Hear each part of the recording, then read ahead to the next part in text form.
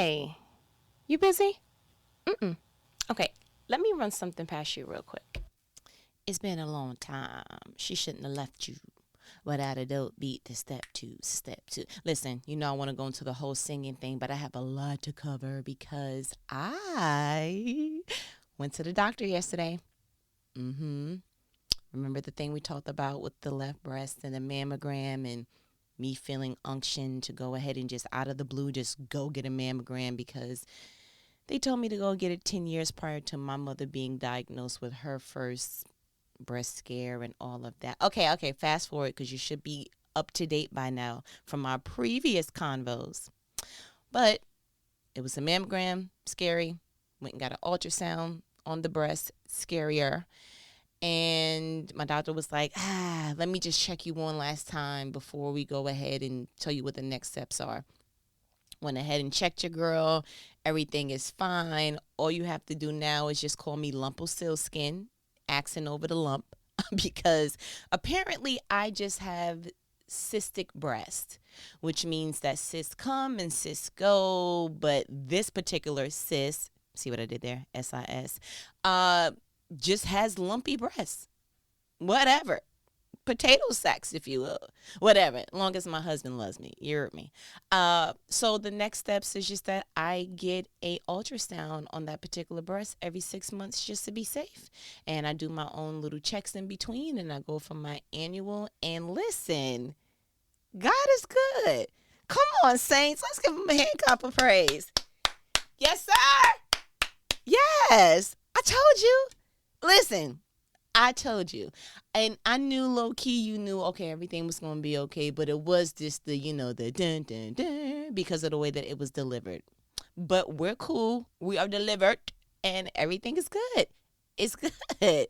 We still can, jump up and down in these streets. She did recommend that I take vitamin E tablets, supplements, which I went immediately after that particular appointment to go get because I don't know if it's because of the cyst or what have you, but there's like an extreme tenderness there through all the checkups, even the ultrasound. She was like, "You're hurting that bad," which was, another person, but three different people and three different times was like, "Are you sensitive? It's your time of month." And when I told my GYN, I was like, "It hurts all the time." She was like, "Oh, go ahead and take them vitamin E tablets and you'll be cool going forward." So if you know anyone that is suffering from extreme sensitivity, which I just thought was just, breasts as you get older, I had no idea.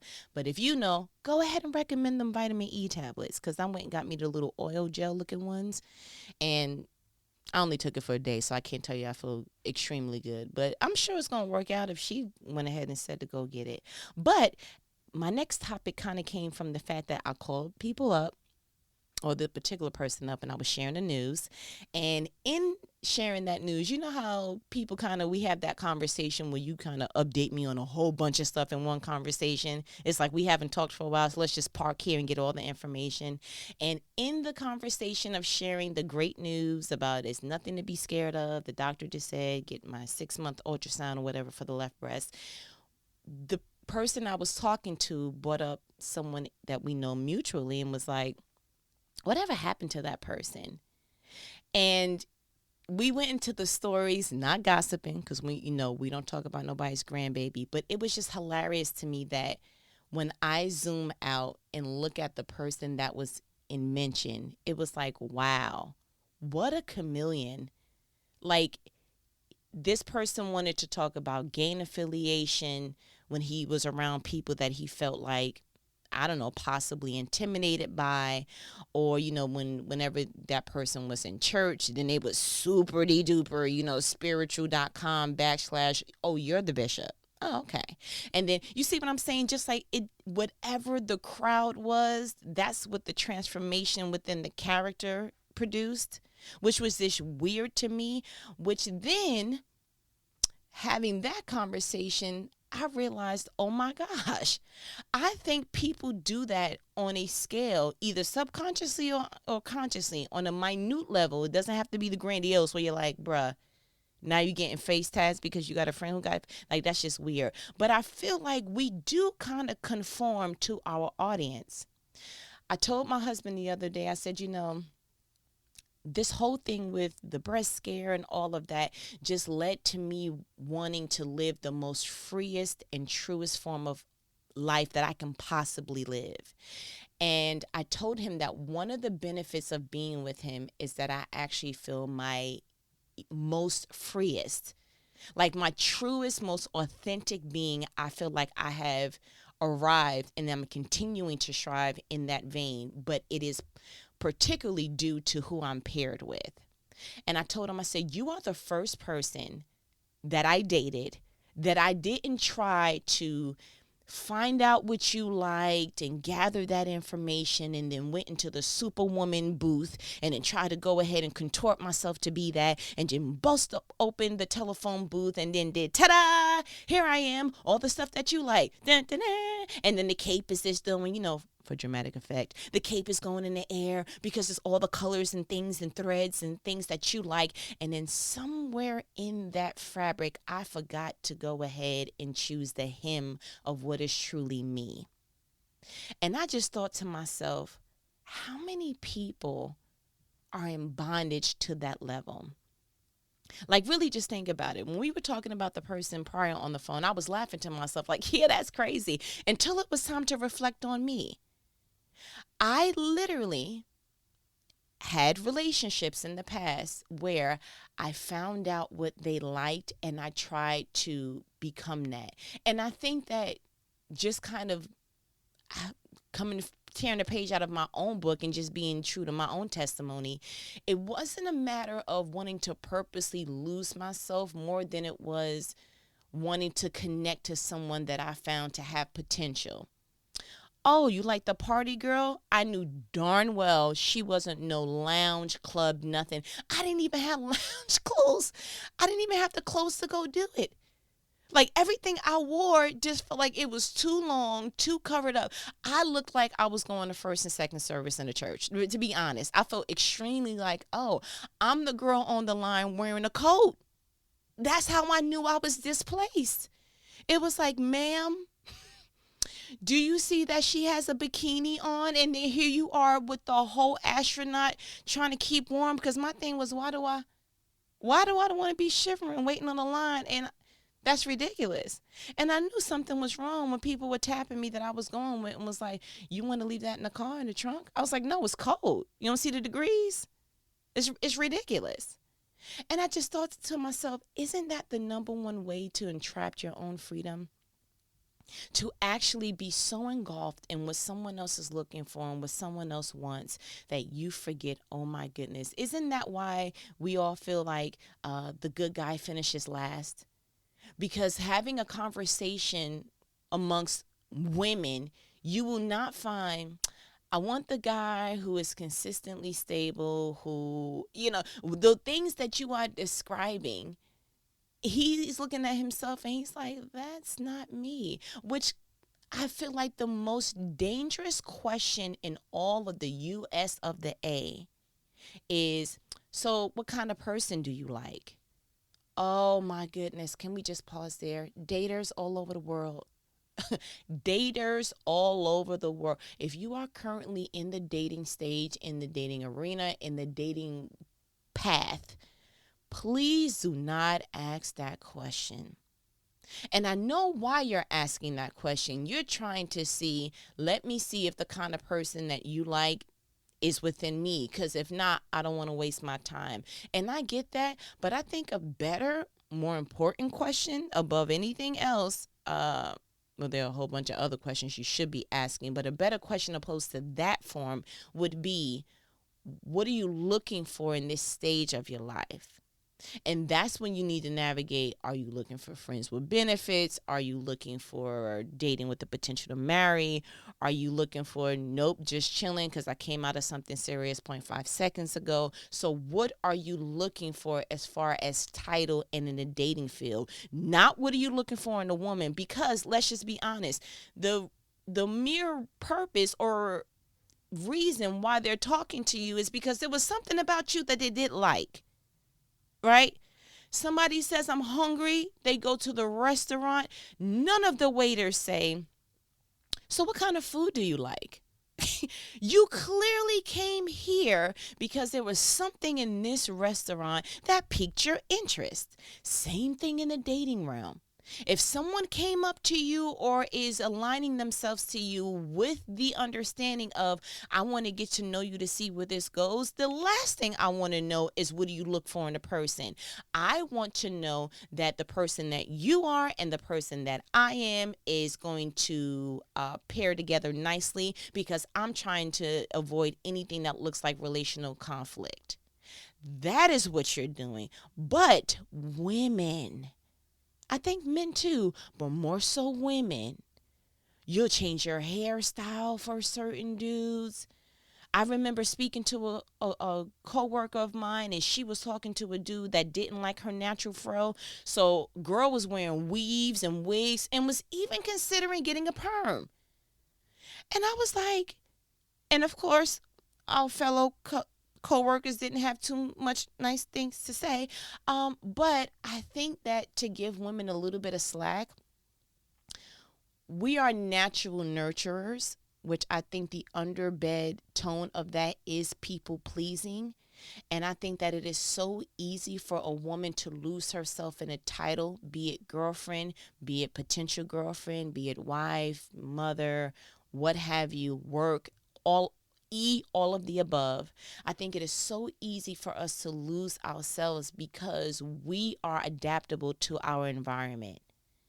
So if you are, that's why it's very important to make sure that commonalities are really highlighted in the onset of anything that you are approaching.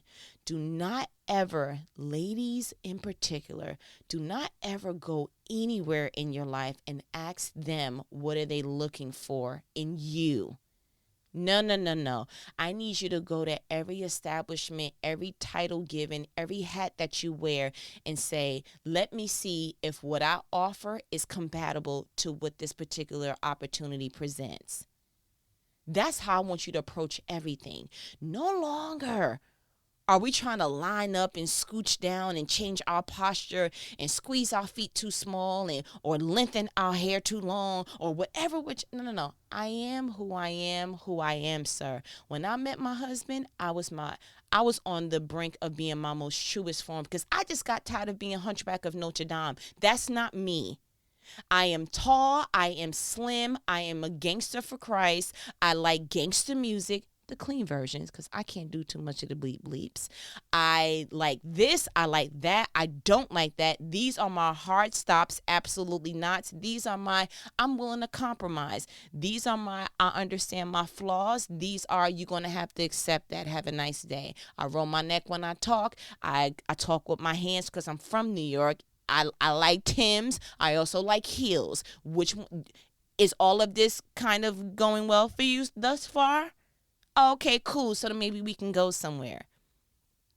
But like prior to him, I had people that were like, oh, I want you to get gold caps. I think that that's cute because I met someone who was from a particular community in a certain state. I don't want to give too much away, where he deemed it sexy to have a bottom row. You know, he wanted me to do the pinky thing, take my lip, pull it down. And it was just like, no, can't say that I do. I don't, that ain't me, bruh. He wanted me to be the Jordan enthusiast where, you know, he wanted us all to have matching sneakers and Jordans. And she's more of a Vans girl, you know. Can't say that I do. Don't want to do it. And I can go back at every failed situation and scene where they tried to contort a part of me that I was like, sir, that's not me. Very sorry. It's not me. And let me just say, there is a huge difference in someone enhancing a part of you than someone trying to morph a part of you. Be very clear when you feel like, dang, I feel like you are trying to dilute the parts of me that I'm okay with. But you're just like, you know, if you were a little bit more this, a little less this, you have all these different orders. And by the time that you finish ordering off of my menu, I feel like you created a whole brand new restaurant. You see what I'm saying with that? And so that's chameleon when it comes to relationships. But don't people do it at work too? You ever seen, you ever call somebody at their job and was like, oh, that's your work voice. Hello, good afternoon, ma'am. You like, bruh, stop, it's me. You picked up like I was one of you. I'm like, oh, sorry, I thought you was one of my. Yeah, like you put on. Like if there was a battery switch pack on the back of your neck, put it back to regular, because you went straight to professional setting. What was that? How many batteries is that taking?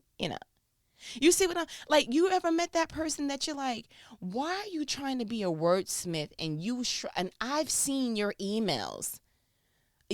Your vernacular right now on the one-on-one, I see what you're trying to do. You're trying to be the TI expeditiously. I see what that is. But your emails is clearly your struggle. Spell check is even having a hard time assisting you.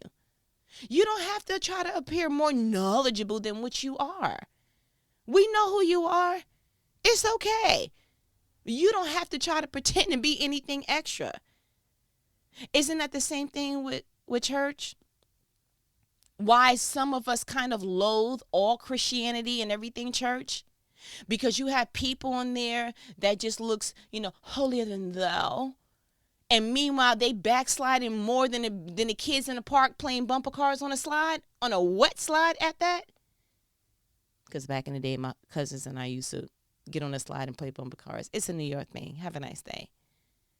But why do people try to appear more Christianese and more everything else than what they really are? Isn't that why we feel some kind of way when you hear that someone fell? You're like, and she was the main one, clapping and screaming, that's a good word, Pastor. Like, what in the... He was the main one. Matter of fact, wasn't he leading youth? And wasn't he... And he was in depth in that part of the ministry. And we feel some kind of way because we feel like we thought what you were presenting was your truth. Isn't that the issue when we see certain pastors preach? Well, all of a sudden, y'all all sound the same.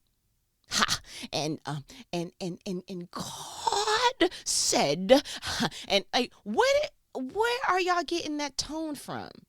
Why is everybody sweating and patting like that?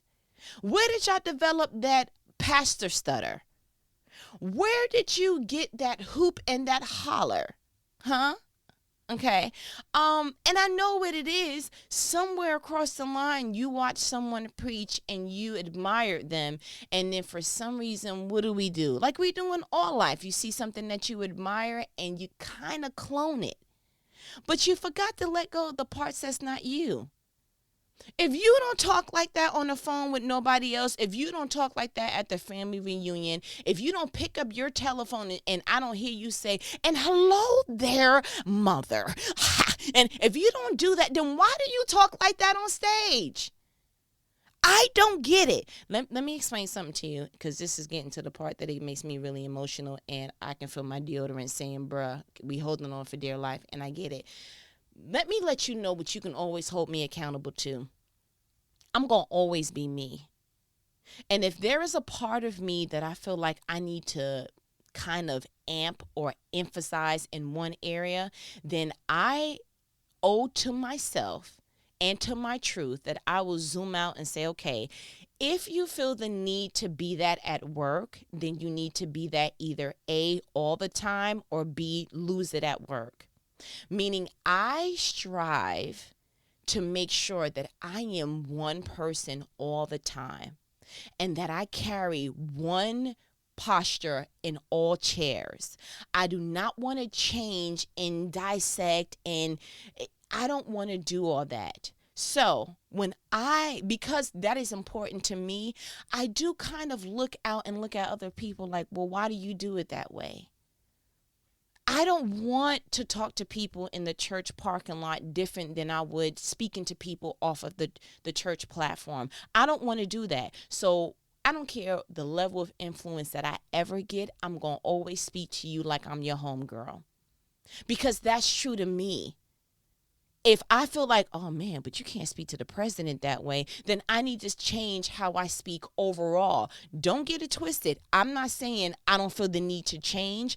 I'm saying if I feel the need to change in one area, then I need to make it in every area of my life. I cannot be one way only in one circumstance because I don't want to compartmentalize life. I don't want you like, she does not sound like that when I call her.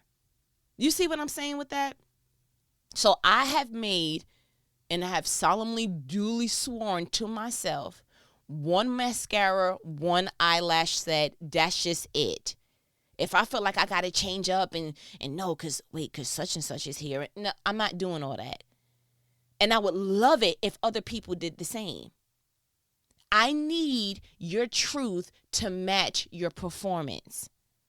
Like, why? I will never understand. Why do people buy expensive clothes and designer items and all of that, and your bank account doesn't reflect that you got it like that?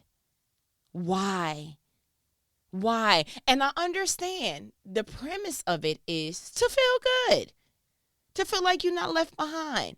Yes, you want the newest iPhone. You don't care how many, they just came out with one. But do you know how much retail price that is? If you got to put that thing on a monthly installment plan, you don't have it. Let's just be real. Stop trying to be a chameleon for the streets. Like, for what? It doesn't make sense to me. You want the flashiest car and the flashiest home. Why? So, and then your bank account continues to look like a series of donuts? How many O's, sir? How many O's, ma'am? Like, what kind of alphabet soup is that of just O's? It doesn't make any sense. You're parenting. Are you stunting for the gram? Are you putting up all those selfies and look what we doing? And you know what? Can I just go ahead and pause there real quick? That's one of the major reasons why I stopped posting my family as much as I used to once I got married, because I didn't like the heat of feeling like when you didn't post something, people were trying to figure. It was almost like a silent statement of like, I wonder if they still together. I wonder if her and her son is. And not saying that they were just asking for me. I'm putting my hand in the air. I would do the same thing. She hasn't posted her and such in a while. I wonder if they still together. And that bothered me that I even thought that way. The pulse of your relationship status or the health of your relationship is contingent on how much you post. Come on, bruh. Think about the people that change relationships the way that they change clothes, and see how much they post, and really go back to your barometer of health check and really say, you really sure that posting a whole bunch is a surefire way of saying, yeah, they're going to make it through? Because I went from posting my husband all the time and my children all the time to being like, you know what? New rule. Anything that means something to me gets kept closer to my heart than it is on a post. Because for a while, I was just doing it. It was just my online photo album. I ain't even going to hold you. I actually just said to myself the other day, I need to make a photo album because long gone are the days, right? It's like we used to go to the house and be like, oh, and pick up a photo album that's on the bookshelf or something and look at it. Now you just like, oh, let me pull up my Facebook. Or let me pull up my Instagram, or let me pull up, your camera roll, which is letting you know you running out of room because you got 5,000 million trillion pictures in there. I just want us all to get to a place that we zoom out on what we're doing and we really, really make sure, and this is always going to be my saying, make sure that your postcard matches your island. Make sure that your performance matches your truth. And if there's any part of your life that you feel like, yeah, I really do, I put on a little bit more than the average bear in this particular area of my life, you should go back and ask yourself one or two questions. Either I need to amplify that in all areas of my life, or I need to let that go. Because that is a surefire way of exploring that you are being phony in an area. To me, my definition, not Merriam-Webster's, my definition of phony is, why do you only do it there in that portion of your life and you don't do that everywhere? How come? Is it because you feel like, I don't really feel like I don't want to impress the people at work the way that I want to impress the people at church?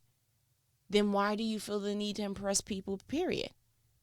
Then why do you feel the need to impress them in that way? So my challenge to you, because you know what these conversations are, they are life-provoking conversations. My challenge to you is, please do not adjust your performance for the audience that you deem to be valuable. You are valuable, every part of you. And if you are still in the classroom of learning certain things about you, and you're kind of trying to decide the way that we do with clothes, with the Goodwill, what to keep and what to let go of, or what to kind of, no, that would be good, I just need more accessories, and no, that gets to stay. If you're still deciding that within the inner fabric of you, please don't wear anything different until you've solidified, this is my truth. Do not change in relationships. Do not change up in jobs. Do not change up anywhere else where you have not confirmed that that is the authentic fabric of you. Otherwise, in my opinion, which is a good opinion, it is the recipe for being phony. I want for you to be talking to someone, and then someone that you deem valuable. So let's just say you speaking to somebody at, you with a coworker at lunch, and you sitting across the table and you talking to your coworker one way, and then someone taps you on your shoulder and behind you, and that's somebody from church, and you deem the church person more valuable. If your vernacular changes from you sitting at the table with your coworker to you turning around and speaking to someone at church, you have a problem. But this is a good time to identify it, because I deem the pinnacle of reaching all things life is you have grown to such a capacity that you love you, you are comfortable being you, you are proud of who you become, that you can actually be exactly that in all compartments of your life, which would then kill the need for you to compartmentalize you being one way in one area. You see where I'm going with that? So I pray that this conversation resonated true to you in some aspect, and you're like, you know what? I do act differently around my friends than I do with my family members. And you could try to hide behind, well, I'm more comfortable with, and they know me better, or I don't feel the need to put on, these people.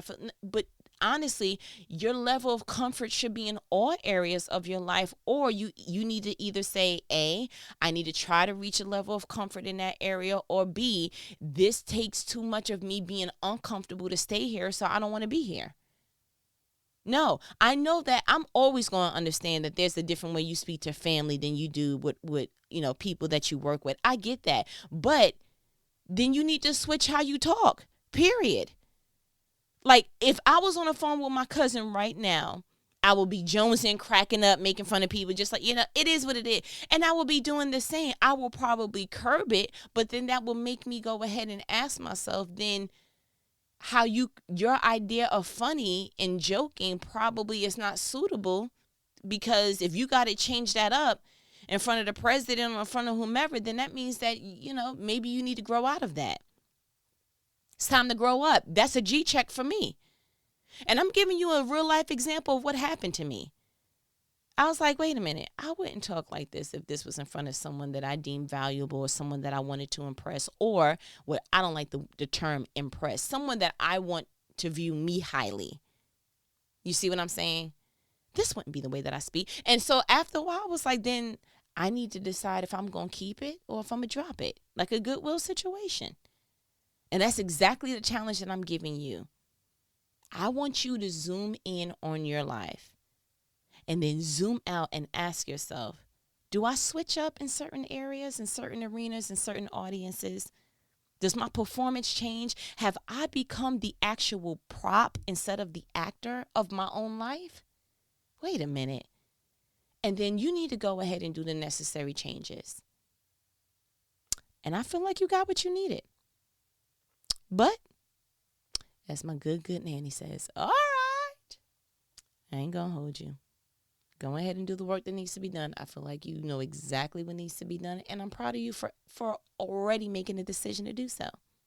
You feel me? All right. I'll talk to you later. And she is delivered. Still be excited about that because I am. Later.